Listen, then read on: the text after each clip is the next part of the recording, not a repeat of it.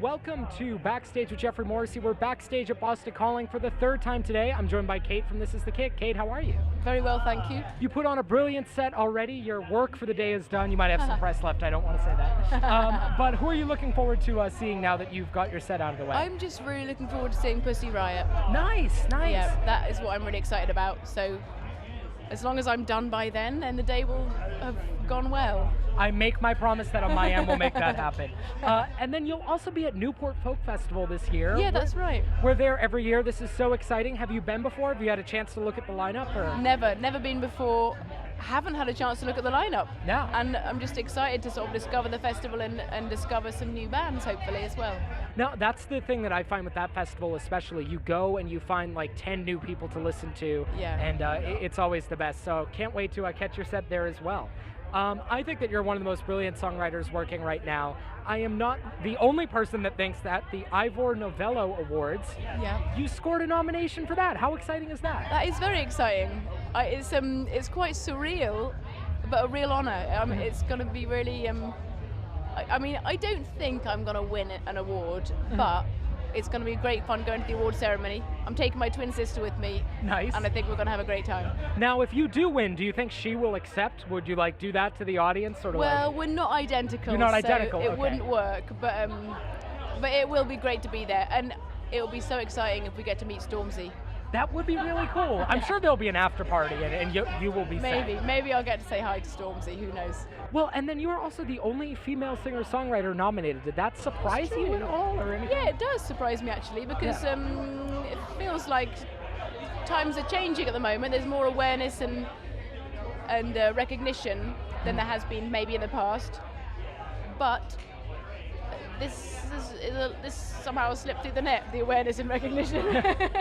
But yeah, there are some really great composers nominated for the soundtrack category. But it's true, for the other categories, the female nominees are fairly thin on the ground, so I wonder why. I wonder why too, because you deserve to be nominated, you were great. However, you're not the only great female singer-songwriter that released an album in 2017 and wins. I mean, who knows, it's peer nominated, or whatever the phrase is. There you go, okay. So it's other musicians that vote for who they think should be nominated. So I wonder who those musicians were. An expose coming up next. So I want to read you a quote that I found. You talk about your songwriting. I have a tendency to leave the lyrics open to interpretation, partly so people can interpret it, and also because it's about my life, and there's a limit of what I want to go into. Yeah. That is a really fine line. So how do you walk that line where it's not so detailed that it's only about you, and yet it's personal, but you're not giving up too much information? Well, I think as a writer, and maybe other people experience this too, it's just it's unavoidable when you write something about an external situation. You're going to accidentally find parallels with an internal personal situation. I think there's always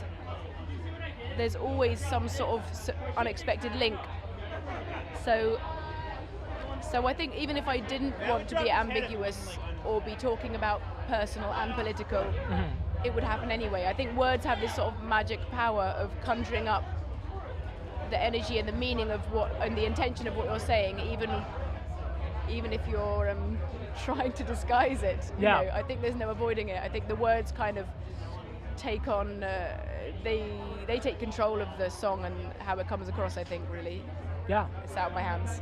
No, and that makes total sense. I mean, I think about some albums that came out recently, Father John Misty, The National, and everyone's like, it's their most political work yet, and then the other camp says, no, it's their most personal work yet. Yeah. And I think that line is really blurry.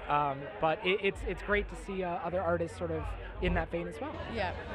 And then, so how do you respond when someone comes up to you and they give you this interpretation of the song that, like, this is what this meant to be, I love and it's not what you had intended, for lack of a word? It's just a real honor that people have kind of taken it into their heads or hearts and seen whatever they see in it. I mean, I do that to other people's songs. I don't assume for a minute that what I feel when I listen to a particular song that I love, I don't assume that is necessarily what that songwriter intended me to feel. You know, we're just sort of prisms with these sort of with the light getting passed through us. So it's often very interesting. Sometimes people come up and say,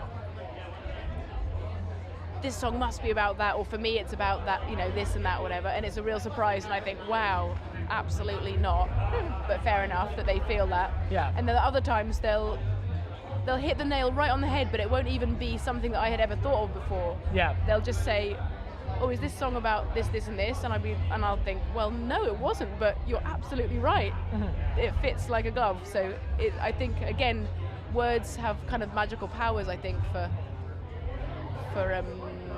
ambiguity and interpretation. I think it's nice. Of course. When you are writing, are you thinking of how you can make things sort of, for lack of better words, evergreen, and things that aren't too 2018 or too like specific, and so giving the songs room to evolve over time? Kind of. I mean, I think I am. Ooh, let's think. You might have to do some editing out of this long silences while I think about this. I guess when I listen to writing, mm-hmm. there are certain things that sort of grate a little bit to my own personal ear, mm-hmm. And for that reason I'm not going to do the same thing in my writing. So for example, talking about text messages or like emails or whatever, mm-hmm. for me that's kind of almost irrelevant to humans or something, or the way I write anyway. Obviously to other people it's really valid and great in their writing, but for me I don't get drawn to kind of 21st century imagery, I don't think. I mean, someone might pick me up on this and say, well, what about in this song when you say blah, blah, blah? They might be right. I can't think of anything at the moment that's in my songs that's particularly modern. But yeah, I think there's something, I really appreciate timeless songwriting. So I think probably I try and I have a tendency to write lyrics that don't refer to a particular epoch, maybe. With all this sort of being said about your songwriting process, walk me through a song like Bulletproof, because that's one that sort of struck me as like one of the best sort of culminations of all these things that we've been to, all comes together. Well, let me see. I remember working on the chords.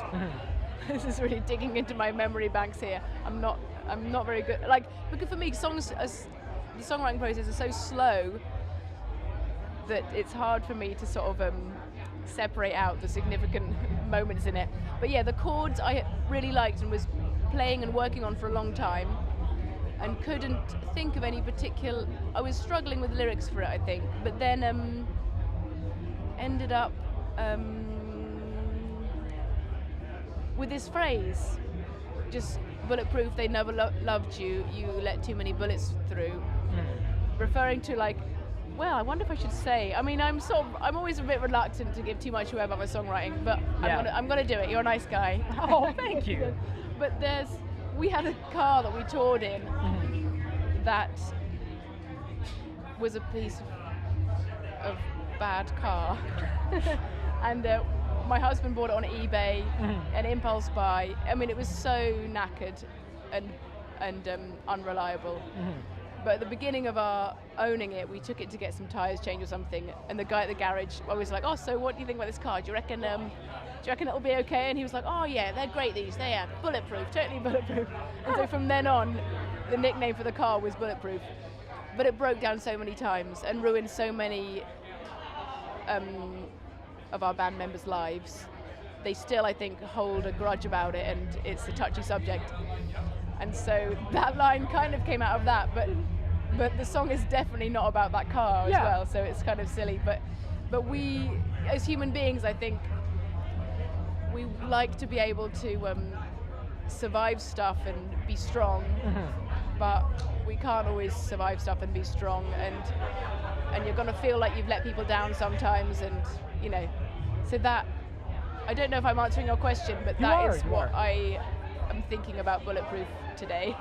No, and that's totally good. What I find hilarious is the amount of bands that write songs about a rubbish van. That like, I'll ask something about something, like, it all goes back to that old shitbox that broke down, like, you know. Exactly. So it seems to be a common muse for singers and songwriters. Yeah, it's interesting. I mean, I guess when you spend a lot of time in bands, you end up writing songs about them.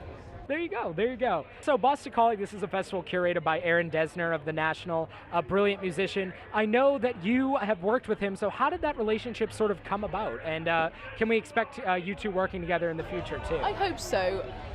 Yeah, where do I start? I met Aaron through his brother Bryce, and both of them kind of through my sister, because they're friends of my sister.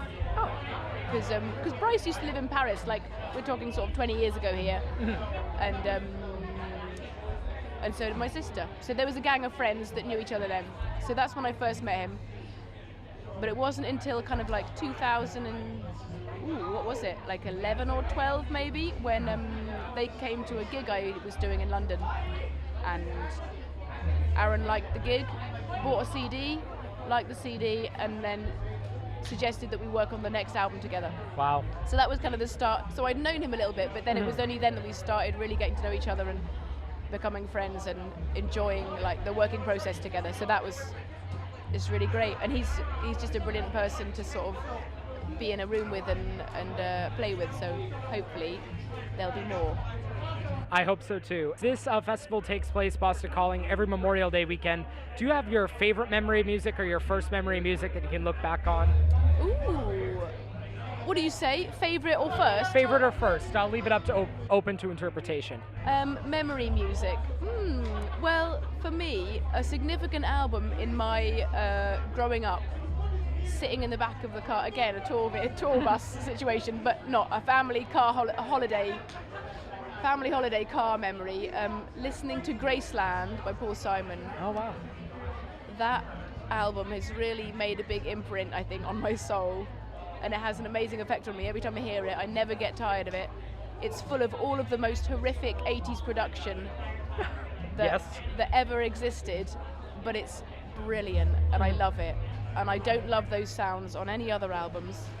The gated snare, the insane delay on the horns is illegal anywhere else, but on that album I just love it.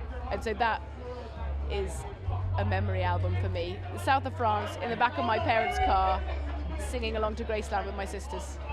Lesson of the day, Paul Simon could get away with things. Yeah, exactly. There we go. And then this will be my last question for you. We want to make sure you see Pussy Riot. Okay. Who are you listening to right now? Who's spinning? Right now, well, I've usually got a lot of Richard Dawson on heavy rotation. But that's what I always say, so let me see what else I'm listening to. I'm also listening to a musician called Jonah Parson Johnson. He plays baritone sax, and I've managed to poach him for this tour, so he's playing sax with us, but he does solo stuff, and it's beautiful. It's instrumental kind of sax and synth, and it's just really great, and it's perfect for sitting in the back of the van looking out the window. It just takes you wherever you need to go, and so yeah, I recommend that. Jonah Parson Johnson. Well, there you go. My guest today has been Kate from This Is The Kick. Catch her at Newport Folk Festival this July, and if you're not listening to Moonshine Freeze or the single By My Demon Eye, damn it, you should be. Stop what you're doing, do it right now. Kate, thank you so much. Thanks for having me.